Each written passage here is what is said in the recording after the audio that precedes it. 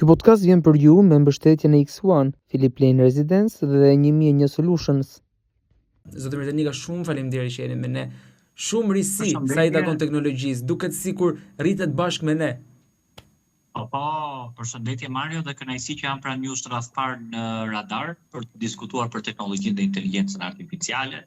Sigurisht, domethënë, ne të mendonim që para 20 vjetësh, domethënë apo 15 vjetësh se çfarë do ishte, sot domethënë po përjetojmë maksimumin dhe pikun e zhvillimit të teknologjisë. Por ajo që ne nuk duhet të harrojmë asnjëherë, ka qenë pikërisht pra Hollywoodi, sepse gjithmonë në Hollywood janë krijuar filma fantastiko-shkencor, të cilët aktualisht duket sikur e kanë parashikuar të ardhmen, që nga robotët humanoid, që pikërisht pra nga teknologjitë sofistikuara të disa filmave shumë interesant, që unë faktikisht mund të kujtoja një 2-3 filma të cilët janë shumë të vendosur, pra një filma shumë interesant që e kam parashikuar teknologjinë e inteligjencës artificiale.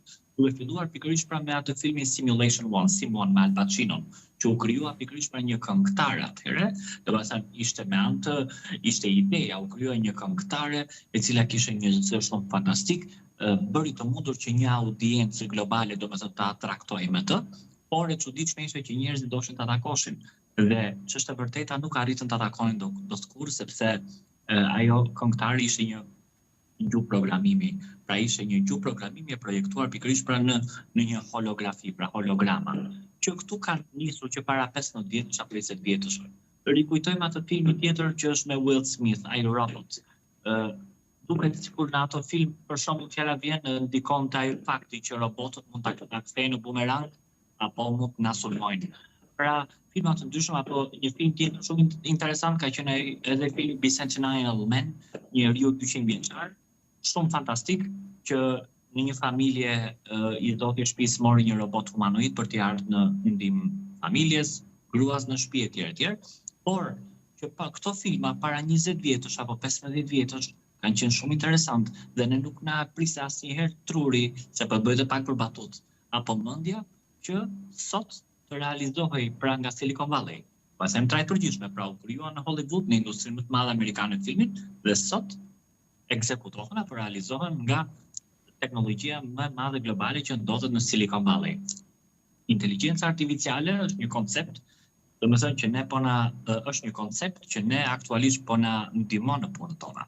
Ka thjeshtuar pikërisht procese të ndryshme në çdo sektor, si në sektorin e IT-s, si në sektorin e bioteknologjisë apo bioindustrisë, në sektorin e shëndetësisë, në gjenetik, në administratë etj, në administratën shtetërore, në ekonomi, në biznes, në marketingun digital, ka krijuar profesione të reja që deri diku sot të rinjtë apasionuar, domethënë pas reklamimit, pas marketingut digital, krijojnë pikërisht rilse të ndryshme, pra social media manager është një profesion i ri që kanë krijuar, por që inteligjenca artificiale sigurisht se shpesh disa pyesin lidhje me teknologjinë dhe inteligjencën artificiale, por po do na sëmundësoj inteligjenca artificiale. Kuptohet subjekte apo njerëz të cilët nuk janë shumë të involvuar ke pjesa e teknologjisë. Inteligjenca artificiale realisht në mënyrë indirekte po bën të mundur zëvendësimin, domethënë e punëve rutinore, pra ato punë të cilët janë të automatizuara.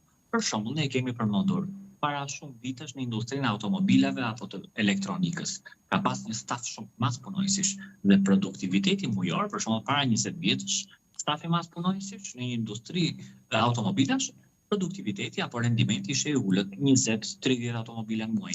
Sot kemi një staf shumë të vogël punojësish, të cilët janë të kualifikuar shumë mirë, të trajnuar shumë mirë, të cilët punojnë me instrumentet e AI-s, pra inteligjencë artificiale, me software-et etj. Dhe produktiviteti mujor është i madh. Le të marrim në sektorin e industrisë, përpara se flasim për maksimumin që inteligjenca artificiale, industria robotike ka realizuar sot, që e përmend dhe ju humanoidët. Në sektorin e shëndetësisë, sot për shembull me atë të teknologjisë e inteligjencës artificiale, bëhet të mundur një diagnostikim sa më i saktë, një diagnostikim sa më i shpejtë, në mënyrë të atillë që dhe trajtimi dhe koha e riabilitimit të pacientit të jetë domethënë e shpejtë, ndërkohë që nuk mund të krahasojmë një sistem shëndetësor sot me atë para 20 viteve. Pra çdo gjë është automatizuar, çdo gjë mund të parashikojë dhe problematika, pra software-ët mjekësor mund të parashikojnë problematika të cilët mund të ndodhin në vazhdim, pra parashikojnë me anë të AI-s, pajisje të cilët funksionojnë me software të updateuar, të cilët mund të diagnostikojnë në mënyrë shumë më të saktë problematikat mjekësore apo patologjitë mjekësore, etj. Deri aty që në sektorin shëndetësor përdoren sisteme robotike kirurgjikale. Kush? Sistemi robotik Da Vinci, i cili sot roboti më i famshëm kirurgjikal në shëndetësi, ku kirurgjia bëhet shumë e saktë, precize, por sigurisht nuk mund të funksionojë dot në mënyrë autonome. Se kur ne aktualisht shtrojmë pyetje, na mund të funksionojë inteligjenca artificiale, a mund ta zëvendësoj. Asnjëherë inteligjenca artificiale nuk mund të funksionojë në mënyrë autonome, pra pavarur. Gjithmonë është inteligjenca natyrale që jemi ne, që i japim instruksionet, direktivat, atë push the button, do të thënë të start, i japim direktivat që inteligjenca artificiale apo një sistem elektronik apo një sistem automatik apo një sistem mjekësor të funksionojë. Në botën e medias, inteligjenca artificiale, për shembull, që ne themi si një koncept, ka sjellur revolucion masiv. Sot pikërisht ke kamera robotik, të cilët përdoren për televizione, ke kualitet shumë të lartë të audios dhe videos, domethënë cilësia është shumë e mirë e transmetimeve etj. Pra çdo gjë është e thjeshtuar. Inteligjenca artificiale sot përdoret pikërisht për atë në bujqësi, në mënyrë të automatizuar, në spërkatjen, në sasinë e pesticideve për shembull, të cilët do hidhen pra në brenda normave të automatizuara. Tjetër gjë, inteligjenca artificiale sot po ndikon pikërisht pra edhe tek didaktika e fëmijëve. Pra në mënyrën se si fëmijët për shembull i perceptojnë gjërat sot. Se unë për shembull si një individ nuk mund ta krahasoj fëmijërinë time para 40 vjetësh apo unë them 38 vjetësh me fëmijërinë e sotme. Sot fëmijët janë akoma më të zgjuar. Sot kemi fëmijë 1 vjeç apo 2 vjeç të cilët i kemë me tablet apo me smartphone. Bëjnë ato scrollin aty, shikojnë gjëra të çuditshme, shikojnë elemente të çuditshme etj. Pra sot fëmijët janë më të zgjuar. Por ky zhvillim masiv i teknologjisë dhe inteligjencës artificiale sigurisht ka edhe pak, ne themi, efekte anësore ose side efekte, sepse duke përqendruar gjithmonë, duke qëndruar pranë teknologjisë dhe inteligjencës artificiale, pra pranë smartphone-eve, gjithkohë nëpër laptop, gjithkohë nëpër tablet etj. Sigurisht që mund shkaktoj probleme të ndryshme në optik, në shikueshmëri, pra në oftalmologji, pra në sëmundje e miopisë, që nuk ke mundësi të shikosh në një distancë caktuar. Tjetër gjë, në aspektin psikologjik, introvertizmi sot janë bërë, siç e përmend edhe ti, inteligjenca artificiale është bërë si shoku im i ngushtë, fonde telefoni, domethënë shoku im i ngushtë realisht. Për mua është bërë shoku im i ngushtë. Çfarë mëngjes, hap telefonin, një lajm të Elon Muskut që do okupoj të çojë njerëz në Mars. Përse një lajm tjetër të Bill Gatesit që njerëzit nuk do punojnë fare, se ai do punojë për njerëzit. Domethënë që i bine do dalin pension tash.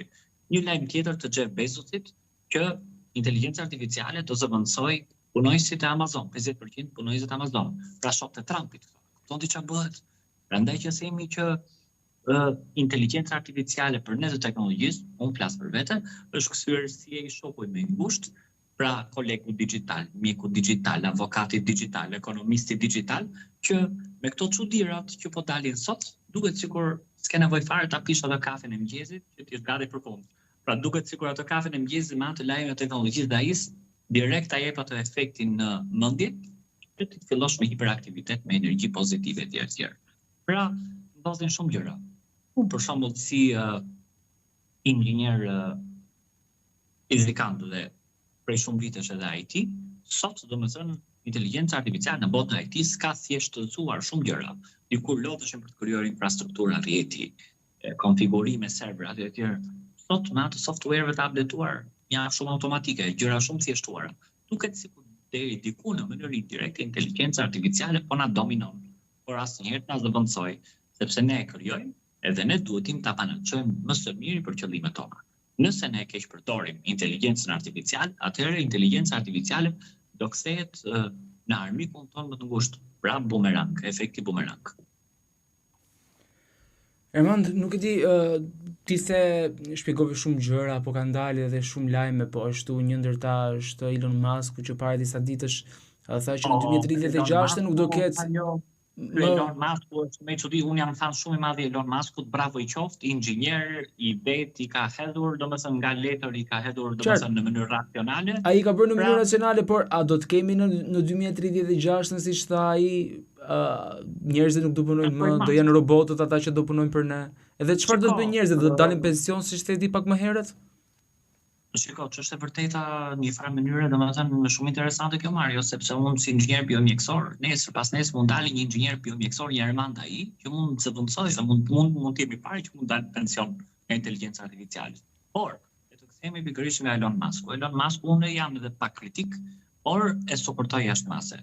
Tek pjesa humanoidëve sigurisht çfarë thotë bën. Sistemi humanoid, pra çfarë janë humanoidët? Humanoidët janë robot prototip njeri, të cilët ndahen në dy kategori.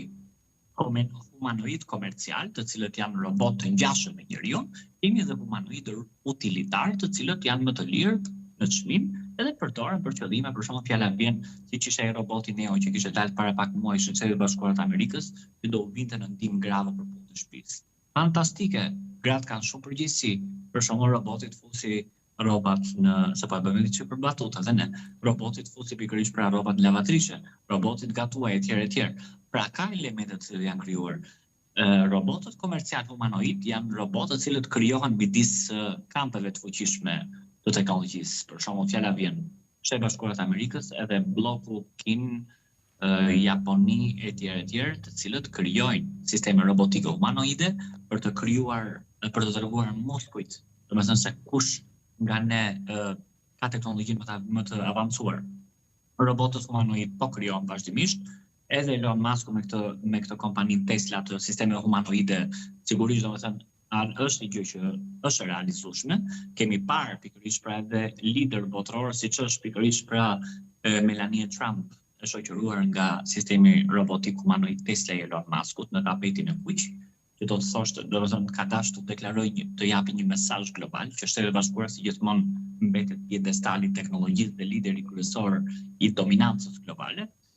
Kemi parë edhe në Andramotin, duket ishte ky kryeministri indis në një fabrikë prodhimi humanoidësh, Aleksandr Vučić, po ashtu madje dhe kryeministri Rama në Gjermani ishte me një sistem robotik që i pati bërë edhe atë simbolin e Shqipërisë, domethënë. Kjo tregon pikërisht, unë mendoj që këto lider global japin një mesazh që paralelisht, domethënë, ne po jetojmë me epokën e teknologjisë të inteligjencës artificiale. Është diçka shumë interesante. Unë e përmenda pak a shumë që mund të ndikojë në zëvendësimin direkt, sepse çdo gjë është automatizuar. Njeriu mund të funksionojë në mënyrë sa më efikase duke përdorur teknologjinë. Nëse teknologjia, domethënë, përdoret ashtu siç duhet, sigurisht që ne bëjmë gjëra të mëdha. Por asnjëherë të keq përdoret. Për shembull, kush është keq përdorimi të qëndruarit për një kohë gjatë në telefon? Fëmijët duhet të restriktohen nga koha e qëndrimit në telefon, sepse për shkak probleme psikologjike, shpeshherë nga që atraktohen shumë pikërisht nga bota e rrjeteve sociale, e konsiderojnë jetën e Instagramit si një jetë reale, pra ka problematika të ndryshme të qëndruarit në telefon, probleme me cervikalin, me shëllën kurizore, pra postura, duke qëndruar për një kohë të gjatë, mund të ketë problem, mund të shkaktohen probleme në cervikal, pra në roazat e qafës, gjatë të cilës mund të deformohen, gjatë të cilës mund të kërkojnë një trajtim, për shembull nga një fizioterapist, madje dhe nga një ortoped. Pra është një gjë që ne, për shembull, fëmijët tanë duhet që t'i japim, edhe prindërve duhet t'i japim mesazhe sensibilizuese që të përdoret teknologjia në mënyrë sa më efikase. Norvegjia apo Finlanda apo Suedia sot para pak kohësh kishin nxjerrë një lajm që do kufizonin në klasa, për shembull, apo në gjimnaze do kufizoheshin të gjithë telefonat, që do thotë telefonat do ishin jashtë orarit mësimit, që njerëzit ishin më të përqendruar. Pra duket sikur teknologjia, domethënë, ka evoluar, ka krijuar revolucion global, por duket sikur e ka sfumuar pak atë konceptin e shoqërisë pastër. Ka qenë shoqëria viteve 80, e viteve 90, domethënë që kemi qenë më harmonik me njëri tjetrin. Kemi qenë më social me njëri tjetrin. Sot jemi bërë unë dhe shoku im i ngushtë digital, pra Ermandi dhe Ermandi ai shoku im i ngushtë digital, dhe kjo ka shkaktuar atë distancimin, pra krijimin e prishjen e kësaj harmonie sociale. Pra unë e përmenda teknologjia ka krijuar, është 90% anë pozitivisht, sepse ka ndihmon në punën tona, është efektive, dhe fëmijët sot zhvillohen më shumë anë të teknologjisë, didaktika mësimdhënies me anë të teknologjisë është akoma më efikase, por në anën tjetër është që po jetë shoqëria është kthyer shumë automatizuar, pra e them ndryshon një shoqëri robot, punë në shtëpi, punë shtëpi, punë në shtëpi, duke humbur atë konceptin social. Madje mua më ka marrë malli për shembull që para 30 vjetësh kur luanim në fëmijë në atë kohë, domethënë, ose 40 vjeçar, kam disa kujtime, domethënë duket se po jetoj në dy periudha, periudhën që kemi qenë shumë sociale dhe periudhën e evolucionit teknologjisë. Na mungonin ato kohëra të bukura, domethënë kur ishim më social, më të mirë me njëri tjetrin. Sot teknologjia ka krijuar indiferencë më të madhe. Çdo gjë e gjej në telefon, për çdo pyetje të caktuar apo dyshime apo skepticizma të ndryshme përgjigjet i gjejmë në telefon. Sot gjuhët e huaja mësohen në aplikacione, domethënë e kupton çfarë thjeshtësimi ka bërë teknologjia, është i gjë që po jetojmë domethënë në një epokë ku unë mendoj maksimizimi i teknologjisë. Ndërsa një tjetër gjë dua të prek një klauzor të Elon Muskut që thotë që ka paston deri diku që ne do okupojmë Marsin sepse e ka të shkruar të në bluzë Occupy Mars. Por që kur u dërgua anija kozmike Artemis 2 që pati sfida të mëdha për të shkuar në hënë, që hëna është sateliti më i afërt me tokën, është 300.000 kilometra larg, dhe pati sfida të mëdha si kosto monetare, si sfida shëndetësore të tjerë, atëherë këtu pas një tërheqje të Elon Muskut, që do të thotë që ne akoma e kemi të pamundur të posedojmë atë teknologjisë, ose teknologjia të na mundsojë një udhëtim në Mars, duke pas parasysh që Marsi është planeti ynë më i afërt, por që ndodhet 150.000 kilometra larg. 150 milion kilometra larg. Që do thotë 9 muaj deri 1 vit të shkosh, 9 muaj deri 1 vit të kthehesh. Pra i bigati një mision të shkojë 2 vjet e gjysmë 3 vjet. Që biologjikisht ne nuk e suportojmë dot këtë lloj qëndrimi në hapësirë për një kohë kaq të gjatë. Ktu ishte domethënë ajo çetimi që me sa pafsh edhe unë nëpër media që dhe Elon Musk u tërhoq. E kishte kthyer fokusin e tij në hënë. Ju thot pak më herë që Hollywoodi ka qenë nismëtarja e disa ideve që lidhen me inteligjencën artificiale, sepse ka krijuar dhe ka publikuar filma që e kanë transmetuar këtë realitet që ne kemi sot shumë kohë më para. Mendoni që ka qenë programuar, pra Hollywoodi ka ditur diçka çfarë do ndodhte në të ardhmen, apo e ardhmja është diktuar pikërisht nga si shembull nga filmat e Hollywoodit? Unë mendoj që mund të jenë, ke shumë të drejtë Mario, mendoj që mund të jenë të dyja klauzola, por do mendoja këtë që ka parashikuar të ardhmen për vetë faktin sepse në atë kohë kur regjisorët apo autorët krijonin apo ideonin filma mjaft çuditshëm, fantastikë shkencor, ai lloj teknologjie nuk ka pas ekzistuar. Që do thotë pikërisht pra ato kanë pasur një lloj, duket sikur e kanë menduar, e kanë parashikuar që me anë të këtyre filmave fantastiko shkencor, domethënë realizohej diçka nga Silicon Valley. Për shembull, të krijojë një film me atë njeriu 200 vjeçar që quhet Bicentennial Man, është shumë interesant, që nga një robot u kthye në një njeri etj. Sot u krijuan sistemet humanoide, dronët fluturues. Më fal, makinat fluturuese që janë dronët, para pak kohësh nuk kanë qenë, sot kemi taksi fluturuese që janë në formën e dronëve, që dikur para 20 vitesh në ato filma në Hollywood ekzistonin. Pra, filmi me Will Smith, I, Robot, ka qenë pikërisht një paralelizim fantastik me humanoidët. Për të treguar një film që në atë kohë ka dhënë mesazhin edhe të evolimit vazhdueshëm, por edhe mesazhin e efekteve anësore. Ku po ta shikojmë një nga ato robotët u kthye për shkak të erroreve që patin në mikrokontroller apo në mikrochip apo në mikroprocesor, kthye në kundërshtarin kryesor të njeriu. Jo se sistemet robotike kthehen në kundërshtarin kryesor të njeriu, por kjo ka një term generalist që inteligjenca artificiale nëse keq përdoret, na kthehet në bumerang. Pra edhe marrim profilin e graphic designerëve. Sot për shembull, para shumë kohësh edhe unë kur merreshim me aplikacione të ndryshme, me software, ka qenë ai software i famshëm që na jemi rritur me Adobe, domethënë Photoshop, Adobe Premiere etj. Sot nuk ke nevojë më ta përdorësh atë Photoshopin për të edituar një foto, sepse aplikacionet me inteligjencë artificiale ty ta bëjnë atë montazhin siç e do. Sot janë krijuar aplikacione të cilat klonojnë zërin, do të thotë regjistrojnë zërin në 4 shqip dhe ti shkruan një tekst në anglisht edhe ai teksti anglisht shqiptohet në zërin tënd.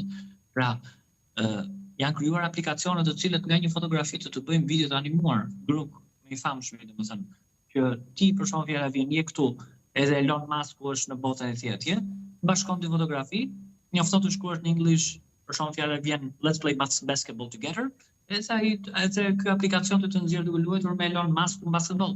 Pra, e kupton sa po ecën teknologjia dhe inteligjenca artificiale, shpesh thojnë inteligencë artificiale, inteligjencë çfarë është përdoret? Inteligjenca artificiale është koncept që tregon, domethënë shpjellimin dhe updatimin, domethënë azhurnimin e softwareve dhe hardwareve, pra qarqeve elektronik, pra bota e programimit dhe bota e elektronikës të harmonizuar bashk, sa më shumë të zhvillohen, aq më shumë krijojnë çuditëra.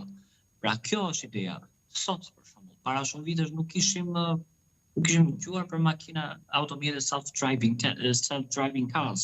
Sot ke makina Copilot të implementuar me Google Maps që ti çon lokacionin, në fjalë vend të zhvilluar, dhe automatisht të çon në destinacionin e duhur.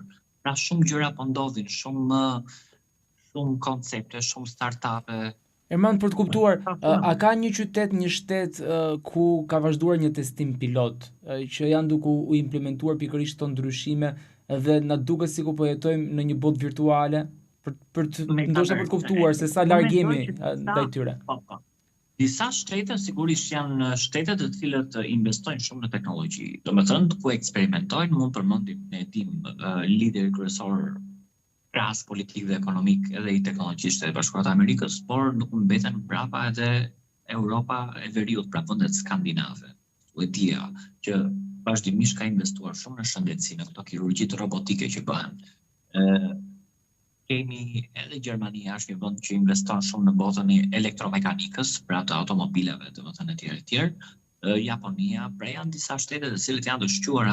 Japonia, domethënë zemra e elektronikës, ku zhvillohen, prodhohen çipe, mikroçipe ndryshme që prodhohen globalisht. Edhe Kina është një vend që bazë të teknologjisë ka zbatuar 80% të tregut global, domethënë me imitimet gjëra që bën. Kështu që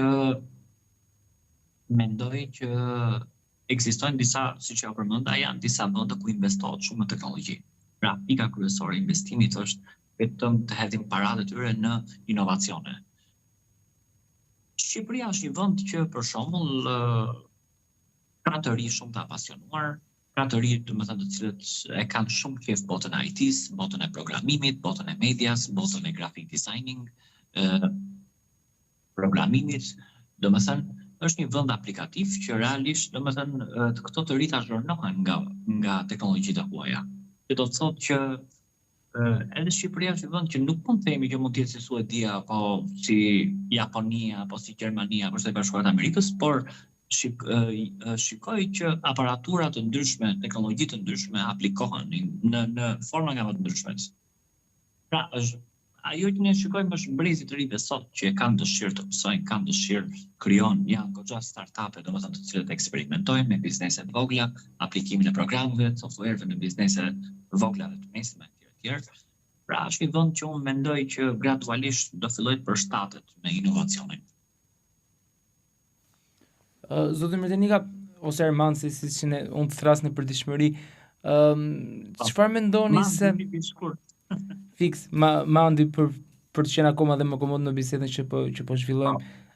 Ne po flasim për këto zhvillime teknologjike, por nga ana tjetër, Shqipëria mori një lajm të mirë këto ditë që u shpallë para në botë sipas një indeksi global sa i takon edhe sigurisë kibernetike. Çfarë do thotë kjo për vendin tonë? Të paktën në vizionin që ne kemi, duke qenë se shumë platforma të administratës publike tashmë po zhvendosen të gjitha online me anë të teknologjisë që kemi Albanian, por edhe shumë aplikacione tjera. Shiko, koncepti kibernetik ka të bëjë pikërisht për që të ruhesh, ose ekzistojnë platforma të IT-s të cilët mund të cilët janë të sigurta nga goditjet e huaja që ne themi hakerimi, sepse për shembull një haker nuk mund të dominojë ose mund të thyejë atë rrjetin e brendshëm. Domethënë, hakerim konsiderohet një krim i organizuar, besoj, e mendoj unë vetë si botës IT-s që jam, që tentojnë të depërtojnë në rrjetin e brendshëm të një institucioni, të një kompanie, të një biznesi etj. Të gjithë kompanitë, institucionet, administratat në Shqipëri përdorin antiviruse, përdorin firewall, që ne themi mori zjarrt hardware, software mbrojtësh të cilët nuk prodhohen nga ne, prodhohen nga vendet e zhvilluara. Një ndër kompanitë më të fuqishme sot që e dim është kompania Cisco, që është globale, që ofron trajnime tek të rinjt për në botën e IT-s, për në cyber security, pra është një vend që aplikon teknologji dhe jo prodhon. Prandaj është, domethënë, në disa vende të zhvilluara teknologjia prodhohet dhe në vende të tjera kjo teknologji që prodhohet në vende të zhvilluara aplikohet. Pra ne jemi vend aplikativ. Si në industrinë mjekësore për shembull, në spitalet tona, ne përdorim aparatura të cilët prodhohen nga vendet e zhvilluara. Ne nuk prodhojmë vetë, nuk jemi vend prodhues aparaturash. Ne jemi vend prodhues, vend aplikues të aparaturave që prodhohen nga fabrika, nga korporata të ndryshme të cilët ndodhen në vende të zhvilluara. Që do të thotë, domethënë këtu tregon atë që ne po mundohemi që të ecim, domethënë me ato hap që dhe vendet e zhvilluara vazhdojnë, sepse ne nuk i prodhojmë vetë. Pra edhe në mbrojtjen në konceptin e cyber security apo mbrojtjen e sigurisë kibernetike, sigurisht përdoren software, pra përdoren antiviruse, përdoren firewall, përdoren pikërisht pra elemente të tjera mbrojtjes të cilët prodhohen nga vendet e zhvilluara. Por ne duhet të jemi shumë të kujdesshëm, për shembull, fjala vjen 100% që vetë kujdesshëm për këtë pjesë.